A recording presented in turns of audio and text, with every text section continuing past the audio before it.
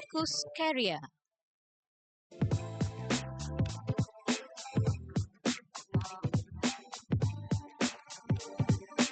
Assalamualaikum dan salam Malaysia Madani. Kita bawakan Fokus Career untuk waktu ini. Kita melihat dalam dunia yang berubah sepantas teknologi yang bergerak. Satu soalan yang masih menghantui ramai, adakah TVET masih pilihan kedua? Sebab hakikatnya industri hari ini tak cari sijil semata-mata. Mereka cari skill ataupun kemahiran. Dan TVET itu berdiri sebagai laluan kerjaya yang bukan lagi alternatif tetapi pemacu utama tenaga mahir negara. Kita tak nafikan berkaitan dengan kemahiran itu sangat-sangat diperlukan untuk tujuan pembangunan dan menuju ke arah negara membangun. Ya. Dan kalau kita sebut juga berkaitan dengan fokus career pada hari ini, yang mana kita nak berkongsi topik kita adalah tentang TVET pilihan utama kerjaya. Okey, walaupun kalau sebelum ni masa zaman kita dulu Hani, bila orang anggap tentang vocational, tentang sekolah teknik tu semua macam pilihan yang kedua lah ataupun ketiga kan. Jadi dalam fokus career kali ini kita bersama-sama dengan CEO GITC ataupun Government Industry TVET Coordination Body ataupun GITC. Kita ada Technologies Builder Jamil Bakri, yang mana sebelum tu kita nak perkenalkan sedikit Hani tentang GITC ataupun Government Industry TVET Coordination Body, yang merupakan organisasi yang menghubungkan pelajar terus kepada industri melalui latihan yang relevan, praktikal dan berorientasikan kerja. Kalau mungkin anda seorang pelajar ataupun ibu bapa ataupun anak muda yang sedang fikir masa depan, boleh ikut episod kita pada kali ini. Sangat-sangat menarik sebenarnya. Betul-betul dapat membuka mata pastinya anda mengenai TVET. Tadi kita bawakan dan kita ucapkan selamat datang kepada Technologies Builder Jamil Bakri. Assalamualaikum. Assalamualaikum tuan. Assalamualaikum warahmatullahi wabarakatuh. Ya, terima kasih dapat bersama kami. Ya, terima kasih. Okey, baik. Mungkin ada yang tertanya-tanya juga kalau kita mendengar macam kita dalam fokus career selalulah kita mendekati dengan gelaran-gelaran technologies ataupun builder yang mana kita tahu ini merupakan TS itu merujuk kepada juru teknologi profesional dan juga builder merupakan ahli jurubina bertauliah. Betul Cik Ya, Jamil? betul. Okey. Baik. Jadi untuk hari ini kita bawakan topik TVET pilihan utama kerjaya. Macam tadilah saya kongsi dengan Hani bila saya cakap berkaitan dengan macam zaman saya sekolah dulu, orang anggap sekolah vocational, teknik dan vokasional dulu mungkin anggap itu adalah pilihan kedua kalau mungkin tak dapat nak pergi ke peringkat yang ataupun sekolah-sekolah yang lainnya kan. Jadi kita nak tanyalah dengan Cik Jamil sendiri pada hari ini, benarkah TVET ni masih lagi dikategorikan sebagai second class atau pilihan kedua? Cik Jamil.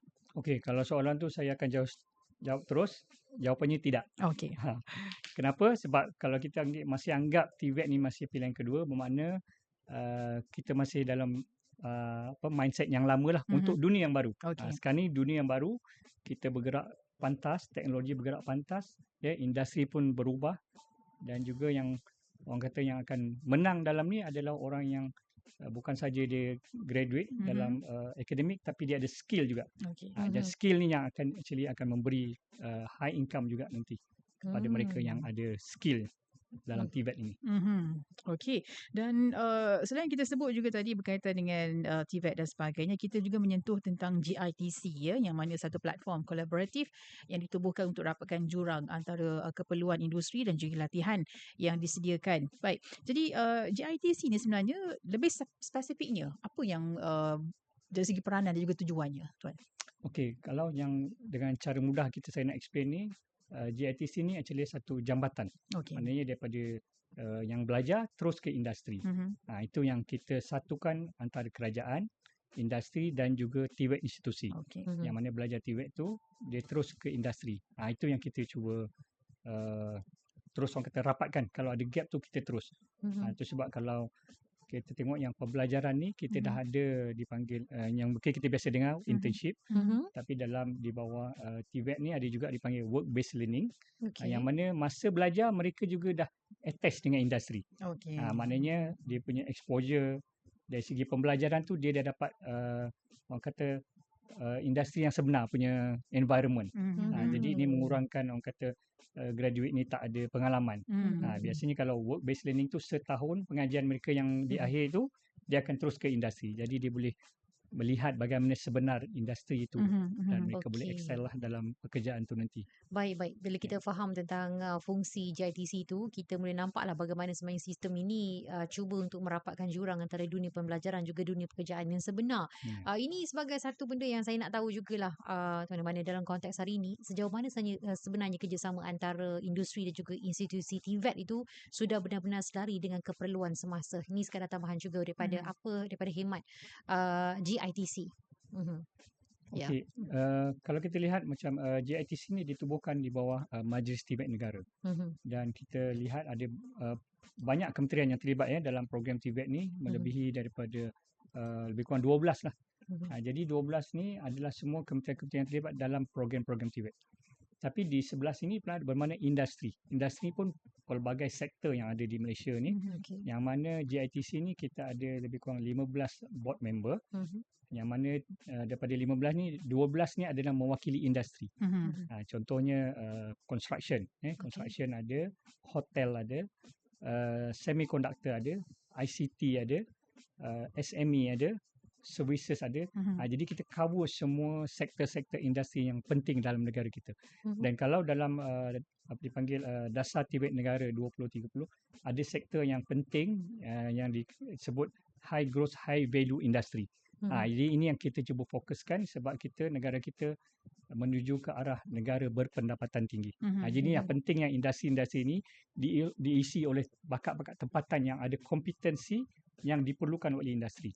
Yang mana dia akan secara orang kata national level tu kita akan pertingkatkan kita punya GDP dan itulah ekonomi untuk negara kita.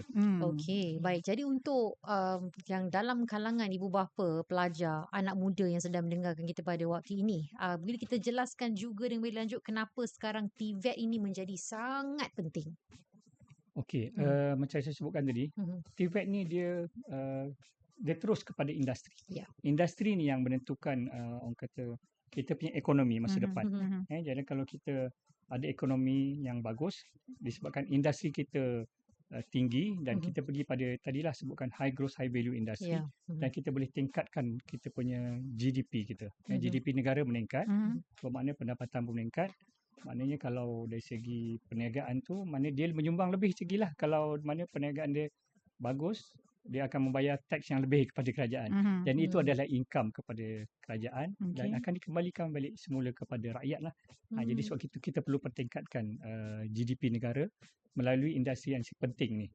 Yang sebutkan di high growth high value. Jadi memang penting tadi sebabkan kita punya TVET talent ni ramai yang belajar ni. Macam mana kita nak pastikan dianya betul-betul suit dengan requirement industri tadi, industri yang penting especially macam semiconductor. Kita Malaysia very advanced in semiconductor. Okey, maknanya peluang tu luas, memang ada. Tapi itulah timbul pula persoalan juga cabaran saya pasti. Betul. Kenapa masih lagi ada graduan yang menganggur? Ya, isu dia kadang setengah tu dipanggil bila dia graduate, dia ada mismatch. Dan mismatch ni kita dah sebutkan daripada lama juga. Dia bukan saja mismatch dari segi pembelajaran dia. Contoh dia belajar satu katalah senang electrical.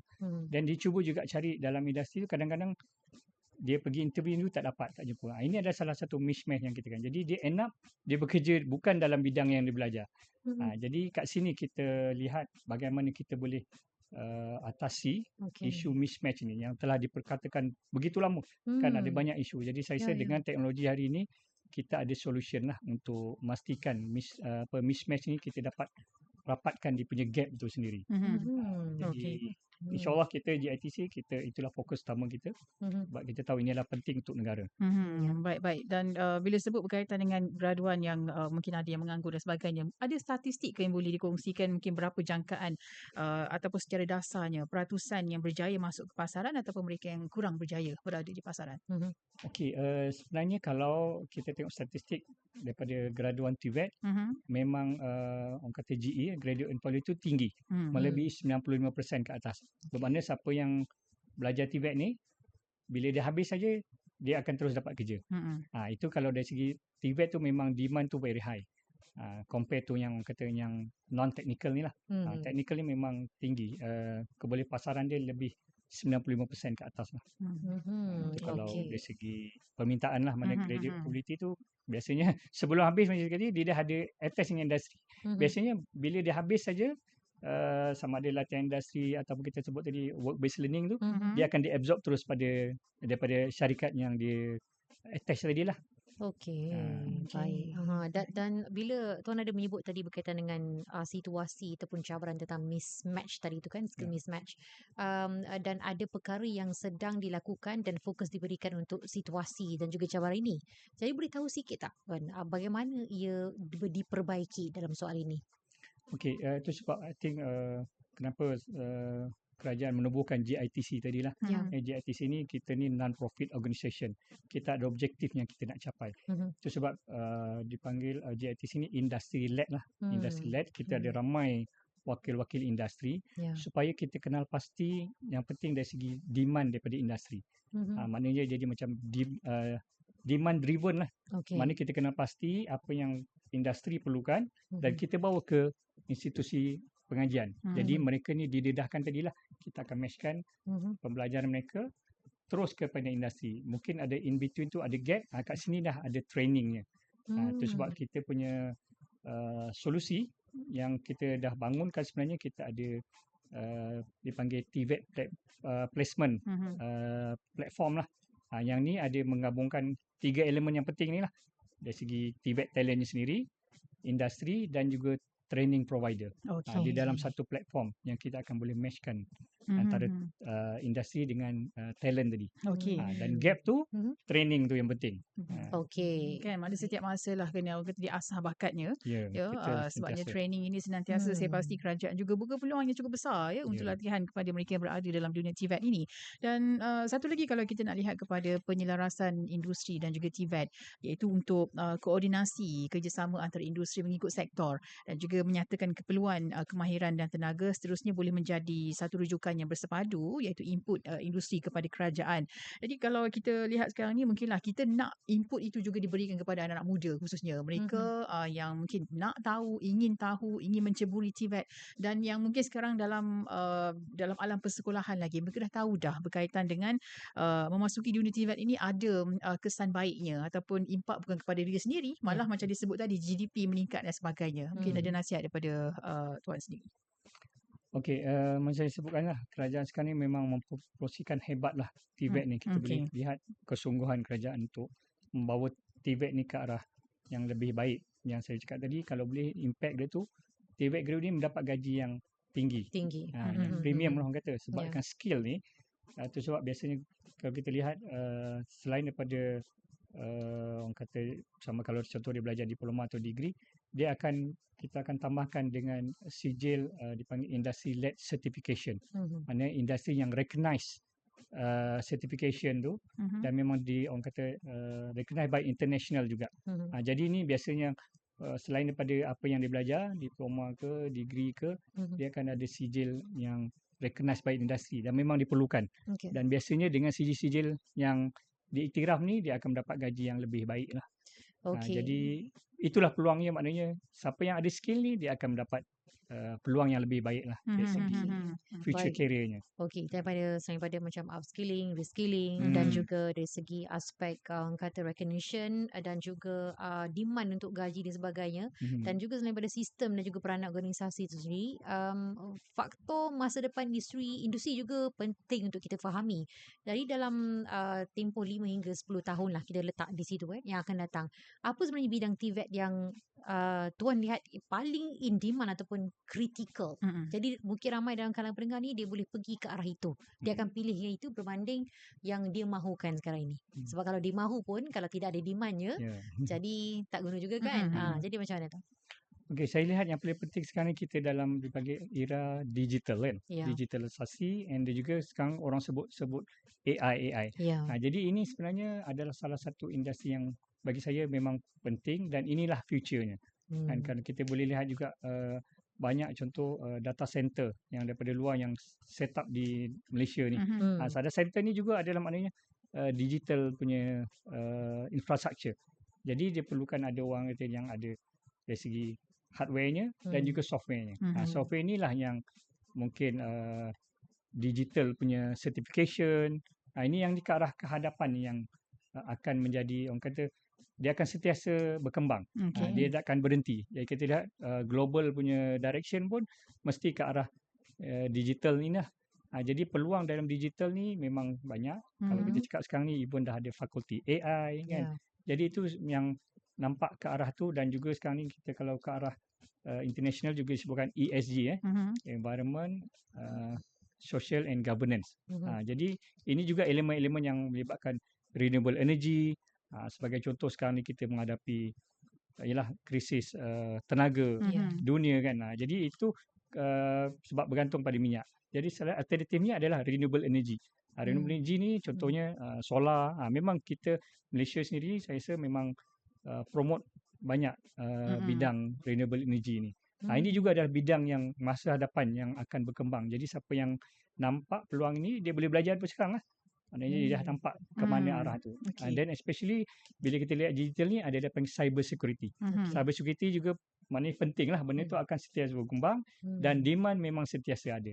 CJ yang professional, certification yang recognized by industri ni, ni memang akan mendapat, orang kata, demand yang tinggi dan gaji yang baik lah siapa yang berada dalam industri itu nanti. Okey, baik. Jadi untuk merealisasikan dari segi wawasan untuk pertimbangan dasar berkaitan dengan tenaga kerja, macam tadi disebut, saya tertarik dengan tenaga solar yang mana kita dalam usaha untuk meningkatkan lebih ramai lagi penggunaan tenaga solar di Malaysia. Tapi mungkin tuan boleh kongsikan dengan kita bagaimana ia boleh digabungkan dengan kesiapsiagaan masyarakat Malaysia dan juga potensi yang perlu kita lihat bahawa ia boleh dibangunkan dalam ruang yang sangat besar berkaitan dengan tenaga solar ini. Ya, kalau kita tengok memang tenaga solar ni dia memang ada skim mana yang kerajaan satu dia akan promotkan. Sama ada kalau kita lihat pun di rumah-rumah residensi pun kadang kita boleh nampak ada solar panel di atasnya kan. Itu sebenarnya adalah penggunaan tenaga daripada solar ni yang boleh memberikan satunya kalau macam di rumah tu dia boleh menjimatkan tenaga elektrik yang dibayar lah. Dan ada setengah tu dia mendapat bayaran lagi daripada TNB disebabkan tenaga yang dihasilkan oleh tenaga solar tadi. Dan ada itu yang di rumah, ada juga dia panggil large scale solar, LSS. Large scale solar ni ada, itu kalau kita boleh lihat di mana ada satu dipanggil ladang solar lah. Kita boleh nampak panel-panel tu. Jadi kita macam kita di negara kita Malaysia pun mempromosikan renewable energy ni ke arah tadi lah macam ESG. Maknanya world punya trend ke situ, global trend ke situ, ke arah renewable energy supaya environment lebih baik dan kita boleh sesuaikan dengan trend kehadapan tadi lah, international tadi. Baik, alang-alang bila tuan dah bersama dengan kita kan, bila menyebut tentang tenaga solar, mereka mengaitkan juga tentang pasaran harga rumah landed selepas ini. Mungkin orang akan tertumpu kepada pasaran tersebut sebab mudah untuk kita buat atau membangunkan tenaga solar dekat rumah kita. Dan bagaimana perlu puan dengan kajian yang dilakukan kepada mereka yang mungkin menduduki rumah bertingkat contohnya kan. Dan selepas ini pembangunan rumah bertingkat mungkinkah akan dibangunkan juga dengan dari segi kesesuaian untuk tenaga solar itu sendiri? Macam saya sebutkan tadi, tenaga solar ni kalau ada ruang di atas bumbung rumah tu bolehlah digunakan. Maknanya yang bertingkat pun boleh juga. Yang rumah boleh digunakan, tapi di bawah yang landed pun boleh digunakan. Itu yang kata tadi ladang solar tu, kita boleh nampak solar panel tu banyak dan bukan saja di atas mana darat.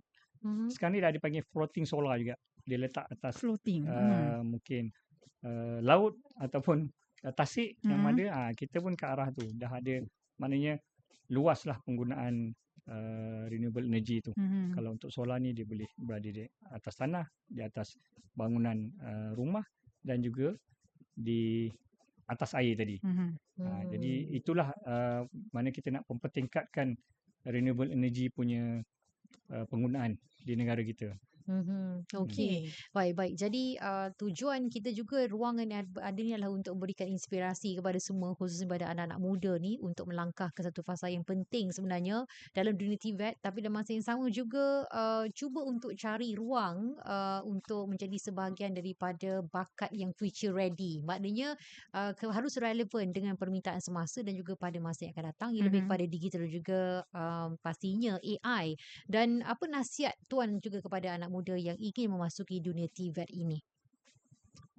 Seperti kita bincangkan tadi, TVET ni penting untuk negara lah. Jadi kita melihat TVET ni di peringkat nasional. Maknanya kita nak tingkatkan ekonomi negara kita. Jadi inilah pentingnya bakat-bakat tempatan kita yang ada untuk diisi ke dalam industri yang penting untuk kita boleh melonjakkan ekonomi kita. Itu sebab kalau kita tak kuasai TVET ni, nanti orang luar, contoh kita ada pekerja asing kan. Jadi yang ni mereka akan mendapat tempat di situ. Dan kita mungkin yang ada teknologi ni, kalau lokal tak isi, tak ada kompeten, dia akan ambil orang luar. Jadi kita rugi. Jadi ini adalah salah satu kenapa kerajaan tekan pentingnya TVET ni supaya dia boleh memberi impact kepada ekonomi negara kita melalui industri-industri penting tadi. Okey, baik. Ini sejajar sebenarnya Hani dengan dasar TVET negara 2030 yang dijangka akan memberikan dimensi baru juga kepada sistem pendidikan negara kita.